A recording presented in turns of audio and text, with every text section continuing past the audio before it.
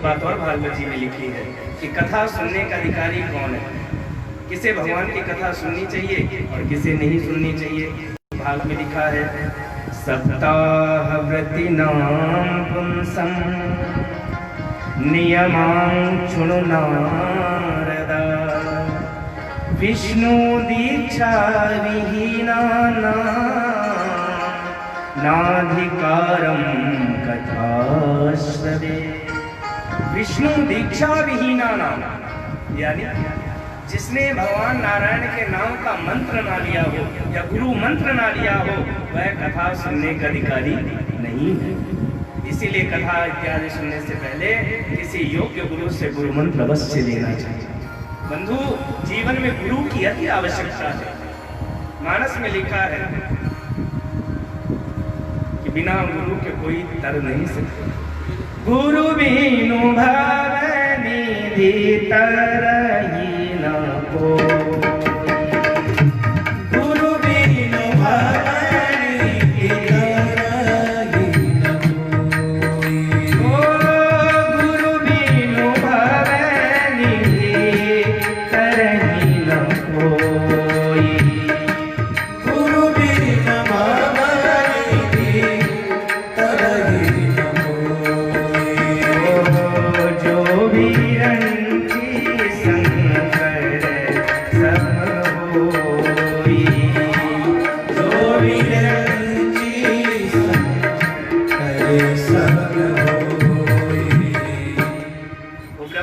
शंकर जैसे ही क्यों ना हो, लेकिन बिना गुरु मंत्र के कोई इस दुनिया से तर नहीं सकता। इसलिए किसी योग्य गुरु से कान में मंत्र अवश्य लेना चाहिए। देखो, शिक्षा गुरु जीवन में कई हो सकते हैं। शिक्षा तो जहां से मिले वहां से लेना चाहिए, लेकिन दीक्षा गुरु जीवन में केवल और केवल एक होना चाहिए। और एक सच्चा गुरु मिल जाए भैया, फिर रास्ता ढूंढना नहीं पड़ता, फिर रास्ता तो अपने आप मिल जाता है। रास्ता ढूंढना नहीं। एक सदगुरु जीवन में अवश्य बनाइए, लेकिन जो योग्य हो, जो आपके संशय का भेदन कर सके, जो आपके ज्ञान को मिटाकर अपने ज्ञान से प्रकाशित कर सके, ऐसे किसी न किसी गुरु से कान में मंत्र अवश्य भुगवाना चाहिए। और सच्चा गुरु मिल जाएगा तो क्या होगा? हमें रास्तों की जरूरत नहीं है, हमें गुरु के चरणों के निशान मिल गए हैं।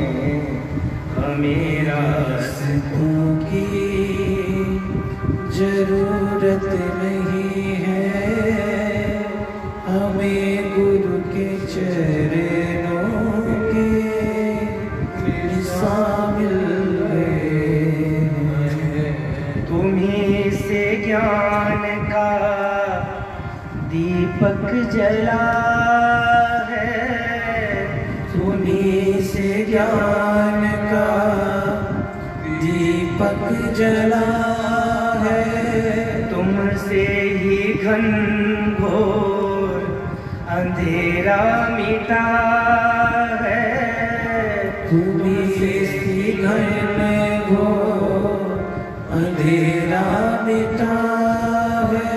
तुम जो नहीं गुरुवर कुछ भी नहीं है, हमें रास्तों की जरूरत नहीं है, हमें गुरु के चरणों के निशान मिल गए। एक सद्गुरु जीवन में अवश्य करें। विष्णु दीक्षा विहीना नाधिकारम कथाश्रवे। बिना मंत्र लिए भगवान की कथा सुनने से सुन भी लोगे तो लाभ मिलने वाला नहीं, इसलिए गुरु मंत्र अवश्य लेना चाहिए। इसके बाद भागवत में कहा गया है कि जो भगवान की कथा 7 दिन की सुनने वाला हो, उसको एक काम और करना चाहिए। क्या? कामं क्रोधं मदं मानं मत्सरं लोभमेव च दम्भं मोहं तथा द्वेषं दूर ये कथावृति। जो साप्ताहिक कथा सुनने वाला हो उसको काम, क्रोध, मद, मान, मत्सर, लोभ, दंभ, मोह इनसे दूर रहना चाहिए। उसको क्रोध नहीं करना चाहिए। व्रत लोग रखते हैं कि भोजन नहीं करेंगे। अरे व्रत रखना है तो इस बात का व्रत रखो कि आज दिन भर में क्रोध नहीं करेंगे। व्रत रखना है तो इस बात का रखो कि मैं किसी को कष्ट नहीं दूंगा। दुनिया में कई बार प्रश्न उठता है कि सबसे बड़ा पाप क्या है, सबसे बड़ा पुण्य क्या है। व्यास जी ने 18 पुराण लिखे, उप पुराण लिखे, महाभारत जैसा ग्रंथ लिखा, भागवत लिखा। लेकिन व्यास जी से किसी ने पूछा कि महाराज आप इतने पुराणों की रचना की, वेदों का विस्तार किया, लेकिन सच सच बताइए कि धर्म क्या है। तब व्यास जी ने कहा आत्मना प्रतिकूलानी ना परेशान समाचार। ऐसा कोई भी कार्य ना करो जिससे किसी के हृदय को कष्ट हो। दुनिया का सबसे बड़ा पुण्य क्या है? यदि आपके कोई भी कार्य करने से किसी के चेहरे पर मुस्कान आ जाए, यही दुनिया का सबसे बड़ा पुण्य है। और यदि आपके किसी कार्य करने से किसी की आंखों में अश्रु आ जाए, यही दुनिया का सबसे बड़ा पाप है। आज की नई पीढ़ी पूजा पाठ से भाग रही है। उसका कारण क्या है? कारण केवल इतना है कि हमने पूजा पाठ इतना कठिन बना दिया है। ये नहीं करोगे तो ये हो जाएगा, ये नहीं करोगे तो ये है।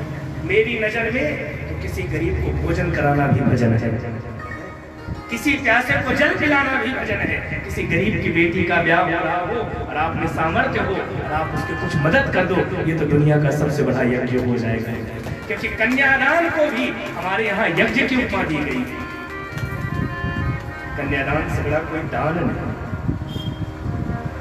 7 दिन प्रण लो, काम नहीं होगा, क्रोध नहीं होगा, लोभ नहीं होगा। और जब इस नियम के साथ हम भागवत